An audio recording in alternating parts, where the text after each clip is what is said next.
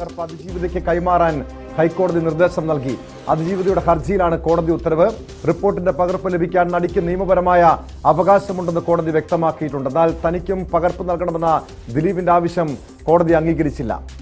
വാർത്തയുടെ വിശദാംശങ്ങളുമായി നിയമകാര്യ ലേഖകൻ അഡ്വക്കേറ്റ് CN പ്രകാശ് ചേരുന്നുണ്ട്. CN പ്രകാശ്, ഇപ്പോൾ കോടതിയിൽ നിന്നും ദിലീപിന് വലിയ തിരിച്ചടിയാണ് ഉണ്ടായിരിക്കുന്നത്. ഈ മെമ്മറി കാർഡ് പരിശോധിച്ചിട്ടുണ്ടെന്ന പരാതിയിൽ നടത്തിയ അന്വേഷണ റിപ്പോർട്ടിന്റെ പകർപ്പ് അതിജീവിതയ്ക്ക് കൈമാറാൻ ഹൈക്കോടതി നിർദ്ദേശം നൽകിയിട്ടുള്ള ഉത്തരവിന്റെ വിശദാംശങ്ങൾ. തീർച്ചയായും മെമ്മറി കാർഡിലെ അന്വേഷണത്തിന്റെ റിപ്പോർട്ടിന്റെ പകർപ്പ് അതിജീവിതയ്ക്ക് ലഭ്യമാക്കണം എന്നാണ് ഹൈക്കോടതി പറഞ്ഞിട്ടുള്ളത്. അന്വേഷണ റിപ്പോർട്ട് രഹസ്യരേഖയല്ലെന്ന് നിരീക്ഷിച്ചുകൊണ്ടാണ് ഈ കോടതിയുടെ ഈ സുപ്രധാനമായിട്ടുള്ള ഇടപെടലും ഉത്തരവും ഉണ്ടായിട്ടുള്ളത്. കേസിലെ 8ാം പ്രതി ദിലീപിന്റെ എതിർപ്പ് തള്ളിക്കൊണ്ടാണ് ഹൈക്കോടതിയുടെ തീരുമാനം ഉണ്ടായിട്ടുള്ളതും. കോടതി കസ്റ്റഡിയിലിരിക്കെ 3 തവണയാണ് ഈ മെമ്മറി കാർഡ് പരിശോധിക്കപ്പെട്ടു എന്ന വാർത്തയാണ് നേരത്തെ പുറത്തു വന്നുകൊണ്ടിരുന്നത്.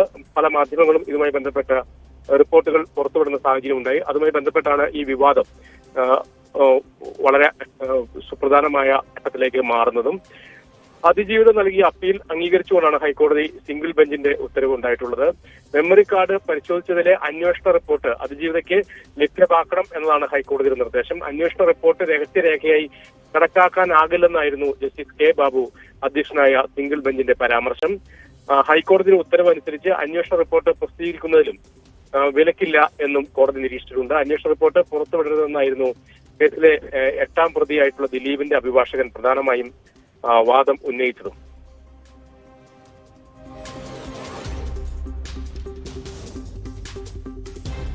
ഇപ്പോൾ എന്തായാലും ഈ ഒരു ദിലീപിന്റെ ആവശ്യം കൂടി കോടതി തള്ളിയിട്ടുണ്ടല്ലോ. CN പ്രകാശ്, തനിക്കും പകർപ്പ് വേണമെന്ന ഈ ഒരു ആവശ്യം തള്ളിയിട്ടുണ്ട്. ഇതിന്റെ പശ്ചാത്തലത്തില് ദിലീപ് ഈ പകർപ്പ് അന്വേഷണ റിപ്പോർട്ടിന്റെ പകർപ്പ് ആവശ്യപ്പെട്ടുകൊണ്ട് ഇനി മേൽക്കോടതിയെ സമീപിക്കാനുള്ള എന്തെങ്കിലും സാധ്യതയുണ്ടോ?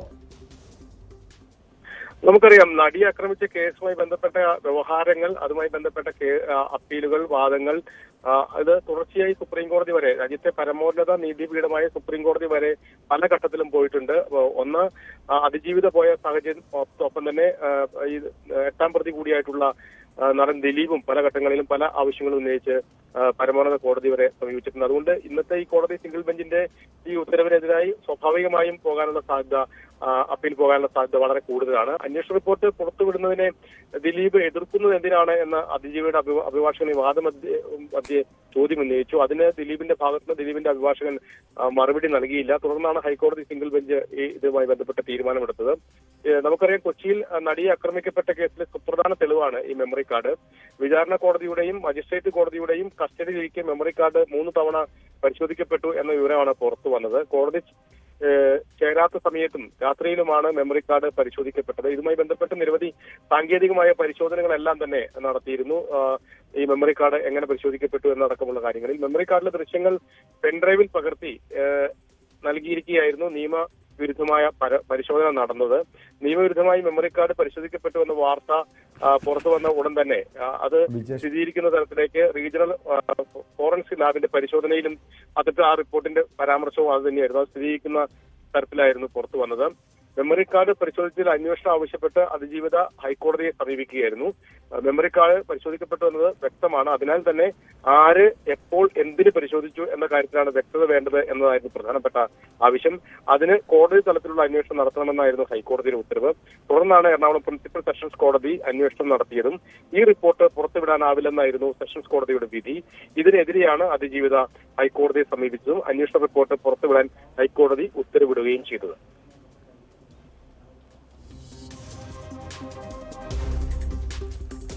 വ്യക്തമാണ്. CN പ്രകാശാണ് വിവരങ്ങൾ നൽകിയ. നടിയെ ആക്രമിച്ച കേസിൽ ദിലീപിന് ഹൈക്കോടതിയിൽ നിന്നും തിരിച്ചടി ഉണ്ടായിരിക്കുന്നു.